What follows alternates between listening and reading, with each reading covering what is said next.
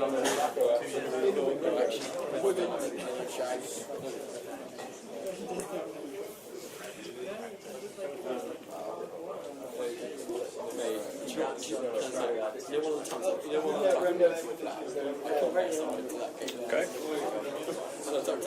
Okay, so today I'm going to talk about, again, something that you wouldn't see anywhere else, probably, at least in your course that's going on here. And it's going to be almost the other end of the abstraction spectrum from the talk that I gave before.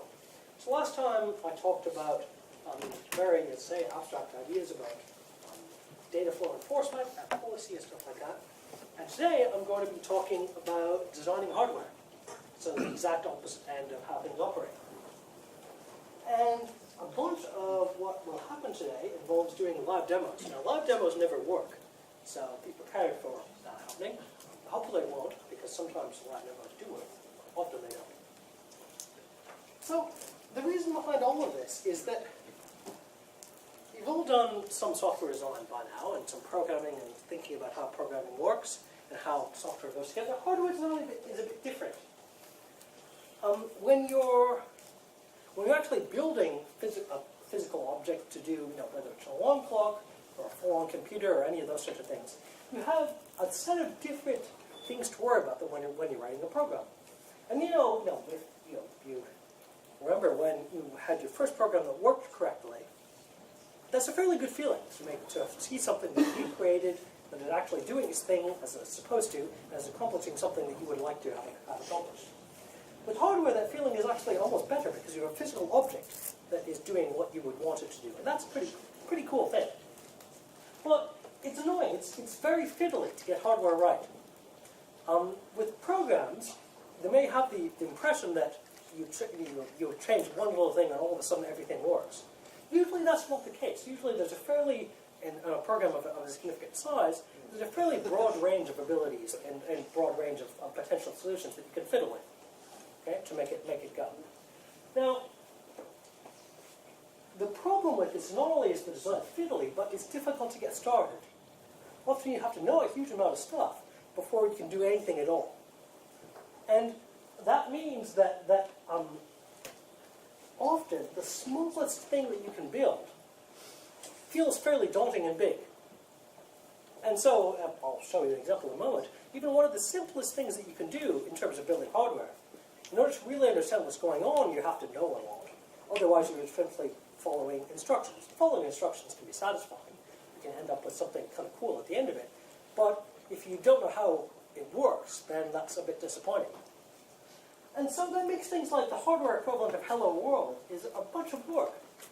There's a big hump to get over in order to do something very simple in terms of hardware. And as I say, have the hardware equivalent of Hello World. So the hardware version of Hello World might look something like this in terms of what the schematic is. You'll have to then put up with my drawing. So what I'm going to do with hardware is sketch out roughly, not completely, but roughly.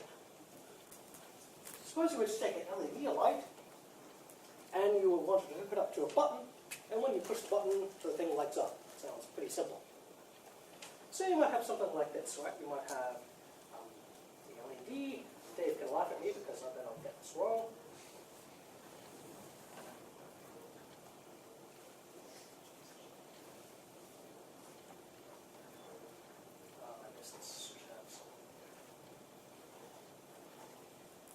Light, the end of the button, power, the button goes there. That's roughly the schematic for a push-button LED thing. So what we have here, if people have done electronics, they'll know what I'm doing and can laugh at me. That's totally fine. Dave's not laughing too much. So. No, that's... You okay with that? It's better than I usually do, actually. I haven't done the dive the wrong way, have I? No, that's right, actually. I do that all the time. Yeah. So the idea here is that if the circuit is complete, if that little button is closed, then trying to be a triangle, the LED lights up, light emitting diode lights up, power flows through it, the resistor is needed, the squiggly line is needed so that the LED doesn't get too hot.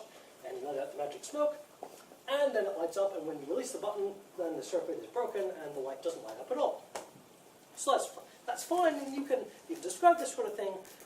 Understanding for real how this works, all the details of how this works, especially how the LED works and where the light comes from, that's actually kind of a pain. And the details of how the LED works and the PN junction involved and so on, and where the band gaps are and all those sorts of things, physicists like those, electrotechnical engineers like those. They like writing differential equations and think it looks shit hot and so on if they can solve the differential equations in their head. I'm not convinced it does, but they seem to think it does. So most electronics designers don't necessarily know all the details of that. Some of them do, but they don't necessarily know all the details. So that's totally fine, and that's somewhat reasonable. And that schematic is pretty simple, but there's no reason why you can't have something like this. This is an alarm clock. I stole it from some online thing, since I didn't feel like designing an alarm clock myself. You can, once you get used to electronics, you can sort of get an idea of how this operates, and you can read it and figure out what all the symbols are about. It's just like code. Don't deal with that. But it gets more complicated. And if you're talking about heavy shelling or something, It's wind. oh, Yeah. gaseous heavy shelling.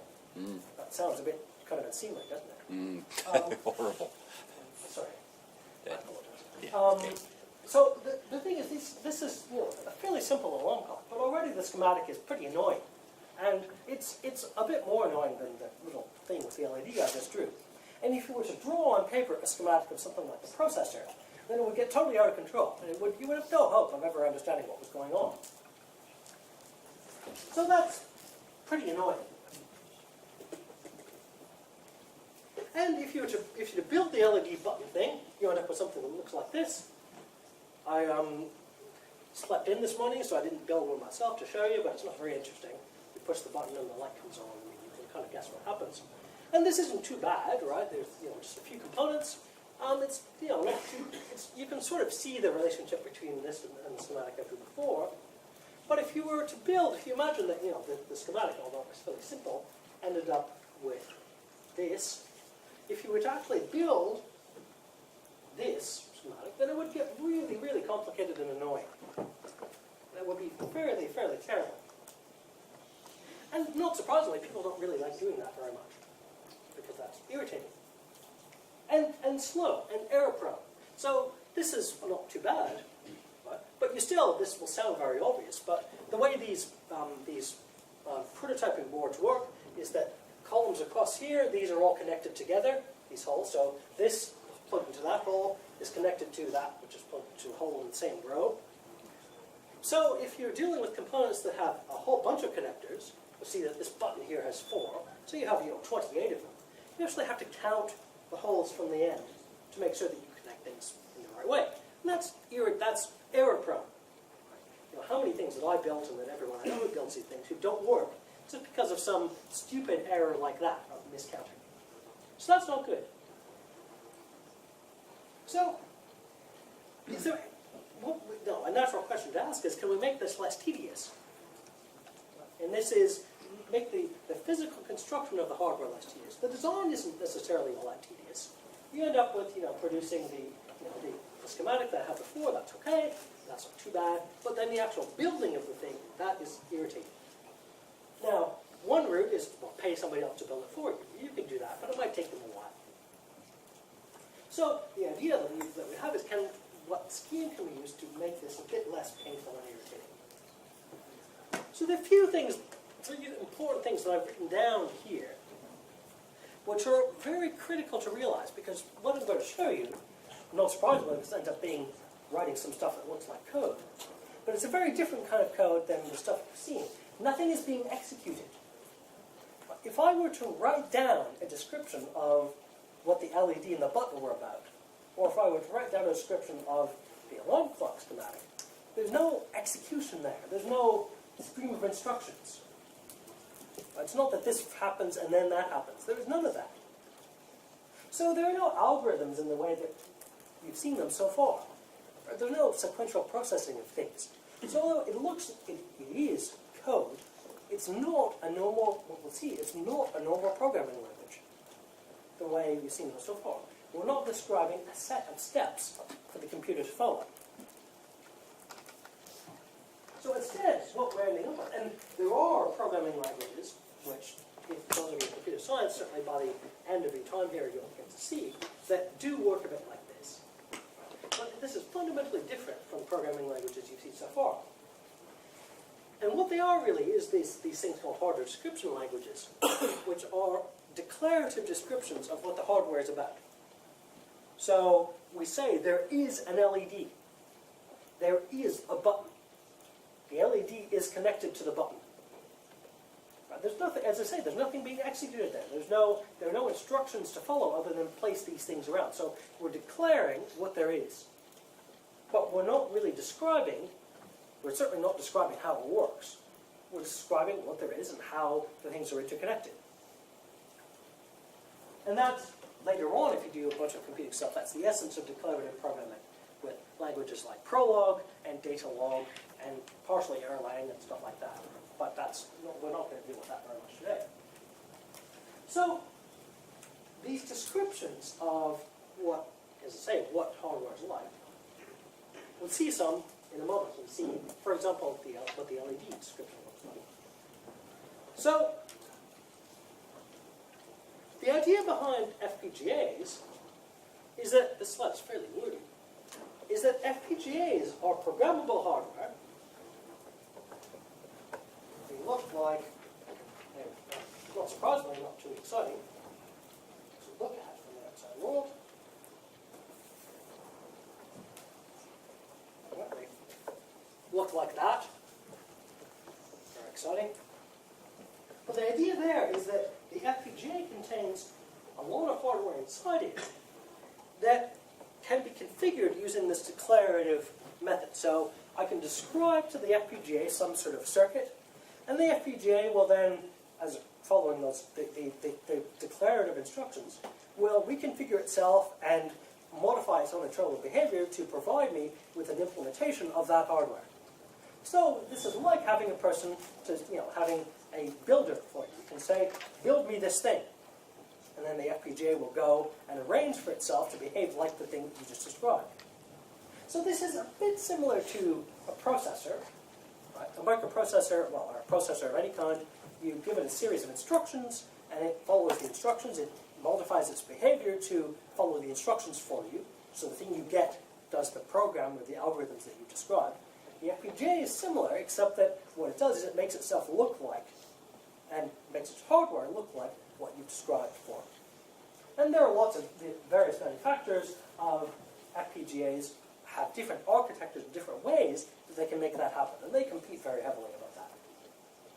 So FPGAs in general are, not surprisingly, very proprietary. So there are a few, but the two main companies that produce FPGAs in the world, Altera and Xilinx, they don't describe, they tell you a bit about how the FPGAs work, enough that you can do your job, but they don't really tell you how to program them. Use their huge, complex, crappy pieces of software to program them. These huge, complex, crappy pieces of software work mostly okay. But every now and then they're a bit like PeopleSoft, they don't really work the way you would like. And they may have some bugs in them, which Altera and Xilinx may fix or may not. You don't really know. You don't have much choice either. You could use somebody else's FPGAs, I guess. There are no free, that I know of, really good FPGAs. So you just have to deal with it. And people do. And there's a huge, FPGAs are big enough, there's a huge amount of training offered. So the software is complex enough that if you're a company that uses FPGAs to do their thing, you'll send people off on training courses, and they'll go off for a week or whatever and learn how to use the software. Now, ordinary people won't do that. That's totally reasonable because things are expensive. Ordinary people just fiddle with the software and do experiments until they maybe do what they want to do. So, FPGAs, their job is to translate, as I say, things, hardware designs written in HDLs, hardware description languages, into an implementation that you can actually connect things to and see things happen. Well, I'm not sure what happened there. They're so proprietary, there are 2 slides about it. So HDLs, what they look like, how do you describe hardware? Well, Verilog is one of the big ones. It's a very popular thing. Verilog's been around for ages, since the mid-80s or so. It's kind of related to C, but not very closely. There's, decades and decades, long religious war about whether Verilog or VHDL, as another big hardware description language, which one is better. As you might expect, if one was actually better than the other one, then the not so good one would have gone away. So they're about the same. They're both fine. I use Verilog because, I don't know, for some reason I learned it first. I can read VHDL and make small changes to it, but I never bothered learning it properly, so I wouldn't want to write it. I could learn it properly, but why? It would be like learning Perl. So it doesn't matter which one you use, but the idea is that they provide, these languages, as I say, provide a way of describing things like the schematic that we just saw. So, it's worth asking what does it end up looking like. It looks like this. This is essentially a description of the LED and the button thing that I showed you a moment ago. Verilog works in these things called modules, and you can think of a module as almost being like, a part, like an IC that you plug in to your circuit. And the thing that you plug in has various inputs and outputs, right? It has pins you can connect signals to, and the signals do various stuff. They may carry button pushes, they may have power, they may be inputs, like the switches that I have here, or they might be outputs, like the LEDs that make the LEDs light up. And inside the module, you describe the module's logic, the function of the module. So this is a fairly simple one. I've just said that line 0 of the LED-G thing, it has 8 lines in total, is always attached to the first switch. And that's the end. So all I've done here is I've essentially created a wire, like in that picture I showed you before, that goes from the switch to the LED. And that's what I told it about. That's the entire hardware setup. And, not surprisingly, let's see if I click it the right way. This works. This is a bit massive. Let me make this a bit more under control. So this is the Verilog that I just showed you, and this is the Altera tool that you use for doing FPGA design. It's called Quartus 2. Don't know what was up with Quartus 1 or whatever even happened. No idea. But this is the tool that's used to then make FPGA designs work and do the thing. So I can take this bit of code, and I can tell Quartus to then compile it.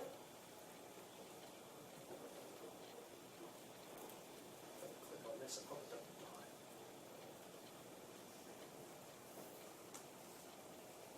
Then we'll do its thing, and we'll work away for a long time. Now, one thing which is interesting with this is it will take that code that I wrote, and the software knows about the internal structure of the FPGA. So the internal structure of the FPGA, it basically is a bunch of AND gates and OR gates and NOR gates and things like that. We'll talk about those a bit in a while. It figures out how to turn the code that I wrote into a description of how those individual gates connect.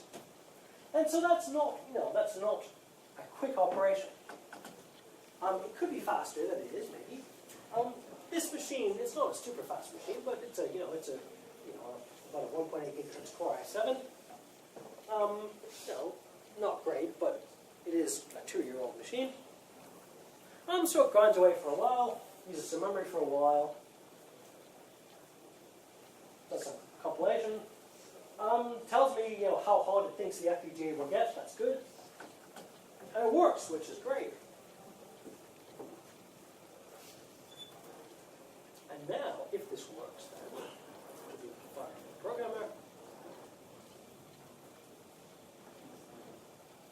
I have to pick up the hardware that's actually connected.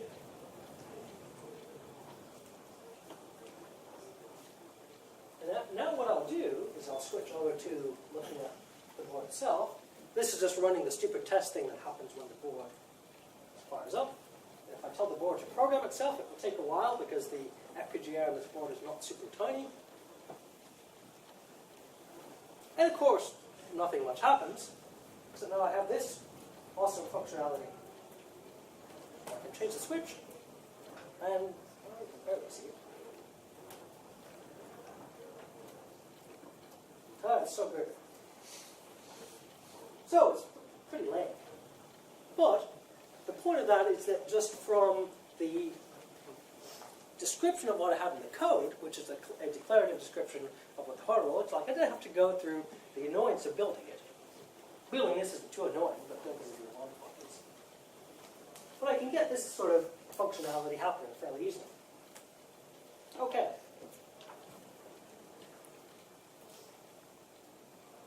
Program will go away.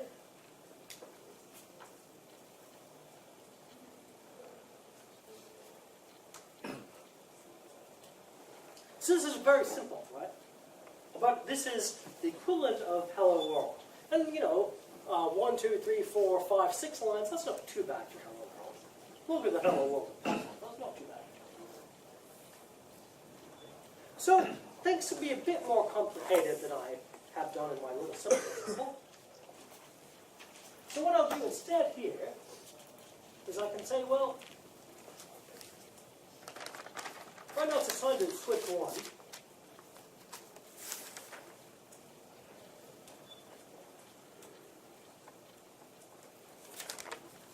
Now we'll assign it to being switch 0 and switch 1.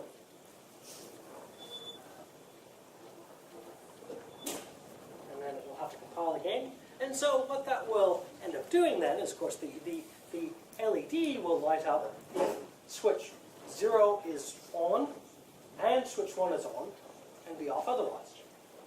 And again, this isn't profound or difficult, but if I was physically building this, I would have to go and get from my pile of extra stuff an AND gate to actually have the hardware to do this ANDing operation, to do the 1 and to do the 0 and 1.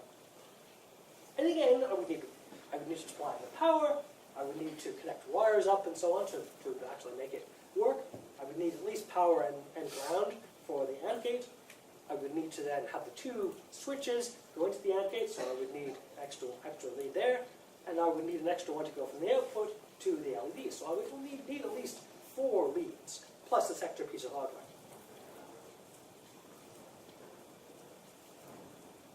Again, compiling is, I don't know what, whoa, so irritating.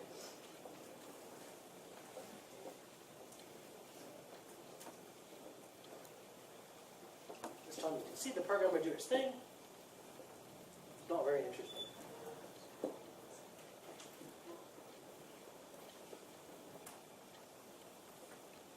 And so now I have a situation where both switches off, nothing.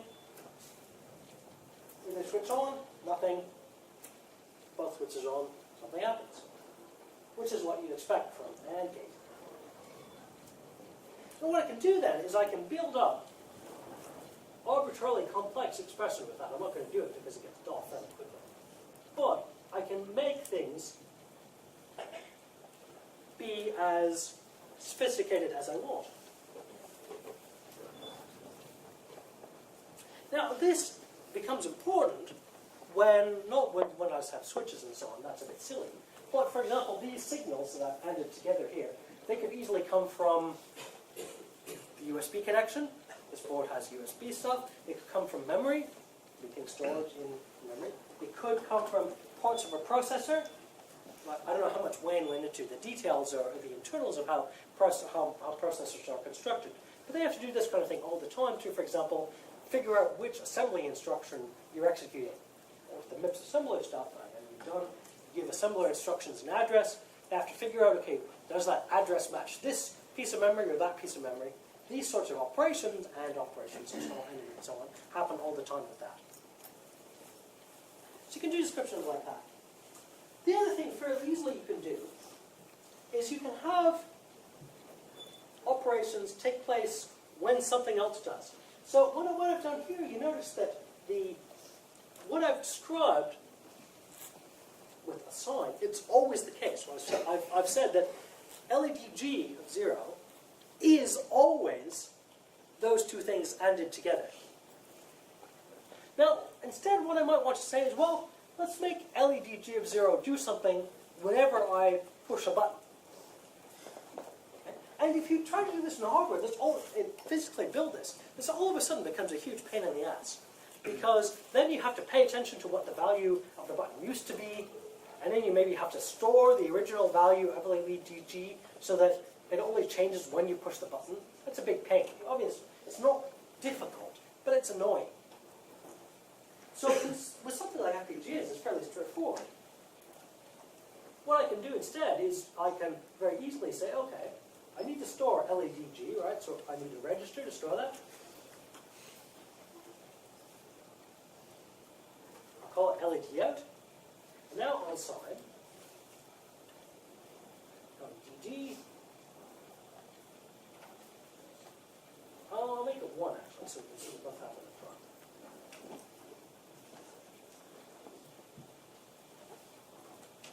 front. Okay, so now I've said that I have this register, which is going to store some value. It's going to be displayed using one of the LEDs. And unless I change it, it's not going to change at all. How am I going to change it? Well, I'm going to do this.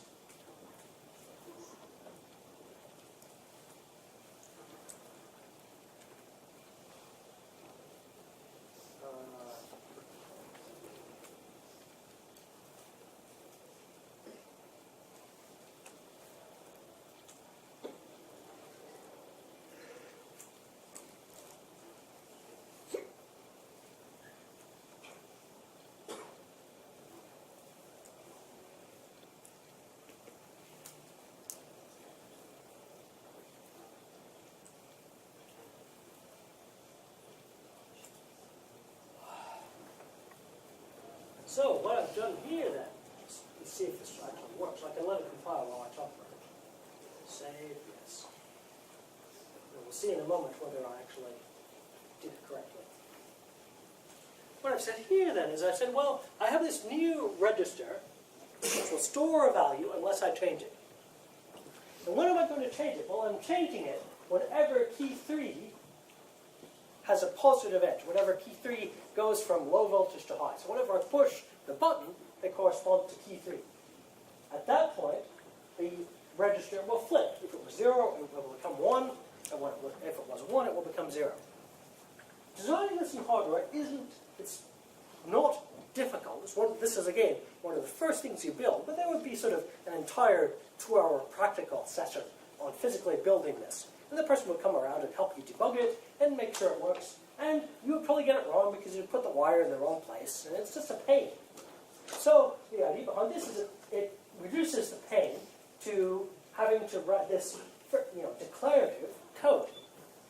Well, it's got far enough that I kind of think it might work, because if I botched something, it would have probably failed really. So let's try it and see if it works.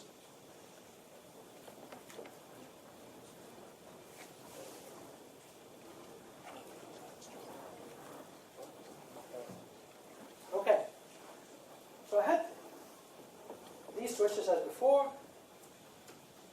and this button, this is key 3. When I push it, the other LED should switch, which it kind of does. Again, not very profound, but this sort of effect of having something happen when another signal changes, in hardware that happens all the time. So modern machines typically will have a clock source, maybe, a gigahertz clock or something like that, and everything in the machine happens on the rising and the falling edge of that clock. So everything is called synchronous to that clock. So all over the place will be the equivalent of always at pause edge 1 gigahertz clock or whatever. And the entire system depends on that synchronization to do its thing properly. Now you can design computers that don't work that way, I think that was last done in about 1966, and it's horrible. You end up with things with hardware that's very difficult to find problems with. Okay.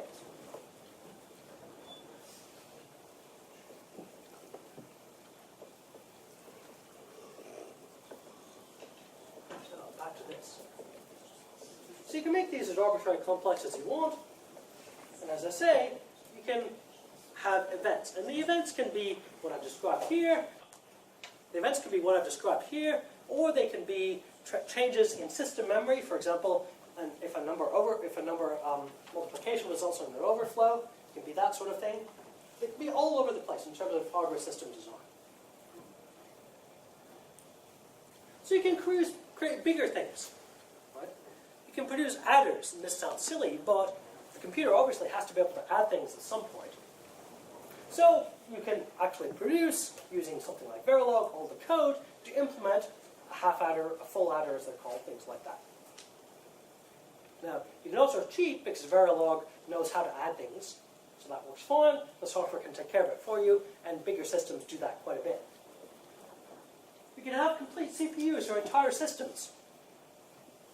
So I'm not going to, there's a long story of why I can't run this on this board.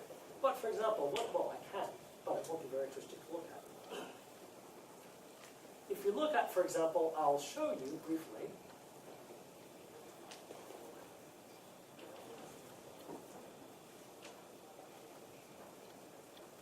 Now this is using VHDL, but it's an implementation of an entire PDP-8 processor and peripherals like disks, stuff like that. All done using, using, in this case, VHDL. So, in this case, it's very easy for the FPGA to pretend to be whatever sort of hardware you desire. And you can also have somewhat more reasonably. This is something I did, not this last summer, but summer before. I did an implementation of Pong, which again is for a different board than this. And again, there's no processor here. I mean, there's nothing special about writing Pong. It looks pretty bad. The graphics are pretty bad, although I think mine has a square ball as well, actually. Square ball is easy. And again, it's have two paddles that move around, that's no big deal, but there's no code. It's strictly hardware. So, for example, I have hardware here that, for example, describes how to produce a video signal, how to drive a VGA monitor, because that's kind of needed. Hardware that stores the state of the playfield. Where are the paddles? Where's the ball? These would be variables, even if in a traditional programming language. But in this case, it's not. They don't really like that. You have a piece of hardware that has to have maybe a bit of memory inside that keeps track of these things, and in hardware that alters this state as it goes as time progresses. Hardware to control the ball, so the ball bounces around. Again, and this is not a series of instructions. If I look at, for example, the hardware description of the ball control.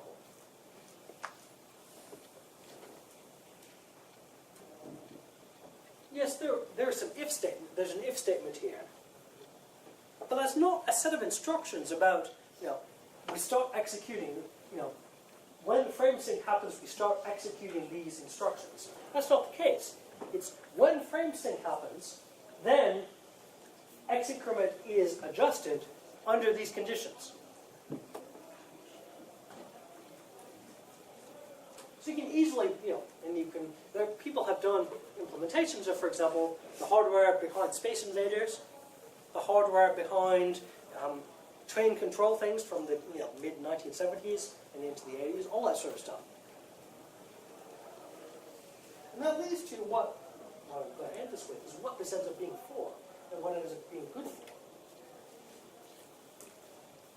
People use FPGAs a lot for research.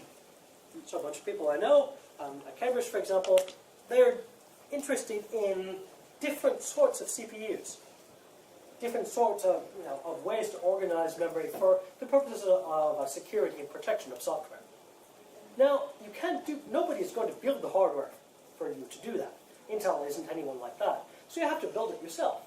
And building hardware yourself without FPGAs is fantastically expensive and almost impossible. So they're using FPGAs bigger than this one, but not astronomically expensive to do that sort of thing. If you're designing new hardware, if you're working for a company and they want to make a chip that does something like train protection or run their alarm clock or whatever, you should prototype it first to make sure it works. You'll probably use FPGAs for that. So that happens all the time. And that is where the FPGA companies, Altera, Xilinx, Lattice, people like that, make most of their money. So Arista, who make 100 gigabit Ethernet switches, they use FPGAs for building prototypes. Certainly Cisco would as well. Everybody like that uses FPGAs for prototyping and sometimes even the final product.